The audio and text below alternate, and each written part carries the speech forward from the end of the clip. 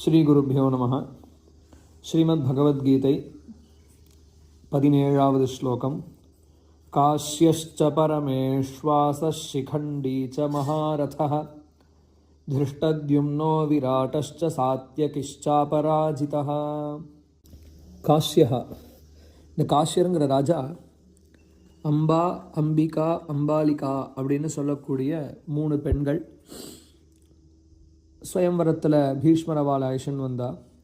தன்னுடைய தம்பியான விசித்திரவீரியனுக்கு கல்யாணம் பண்ணி வைக்க வந்தார். அம்ப அப்படிங்கிறவள் ஏற்கனவே வேறு சால்வன்னு சொல்லக்கூடிய மன்னனை விரும்பினத்தினால அவரை கைவிட்டார்.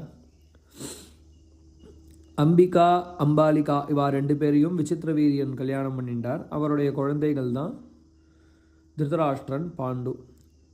ஸோ திருதராஷ்டிரனுக்கே தாத்தா இந்த காஸ்யர் அப்படிங்கிறவர்.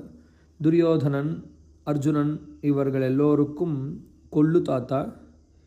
கிட்டத்தட்ட பீஷ்மருக்கு சமமான வயசு உடையவர் அந்த காஸ்யர். பரமேஸ்வாசா, அவருக்கு அவ்வளோ வயசு இருந்தாலும் வில்வித்தையில் அப்பேற்பட்ட ஒரு திறனுடையவர் அப்படிங்கிறத சொல்கிறார்.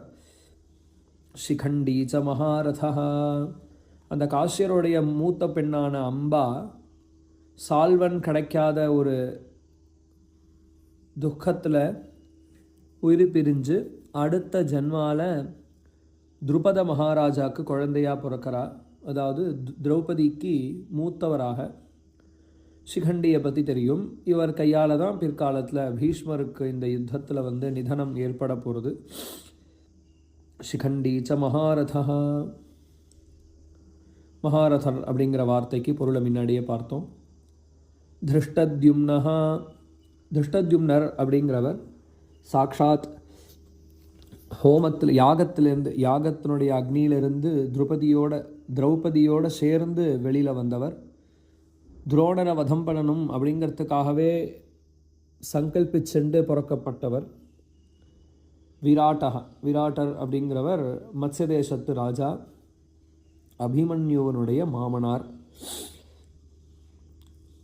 விராட்டருடைய பொண்ணு தான் உத்தராவை தான் அபிமன்யுவுக்கு கல்யாணம் பண்ணி கொடுத்தார். விராட்டஷ்ச சாத்தியகி. இந்த சாத்தியகி அப்படிங்கிறவர் ஒரு யாதவர். சாக்ஷாத் அர்ஜுனனுடைய சிஷ்யர். அர்ஜுனனிடத்திலிருந்தே எல்லா யுத்தத்தையும் போர்க்கலையும் கத்துண்டார். அப்பேற்பட்ட சாத்தியகி தோல்வியே காணாதவர், அபராஜிதா. மேலும் இந்த ஸ்லோகத்தினுடைய அர்த்தம் தொடர்றது அடுத்த ஸ்லோகத்தில். ஸ்ரீ குருப்யோ நமः.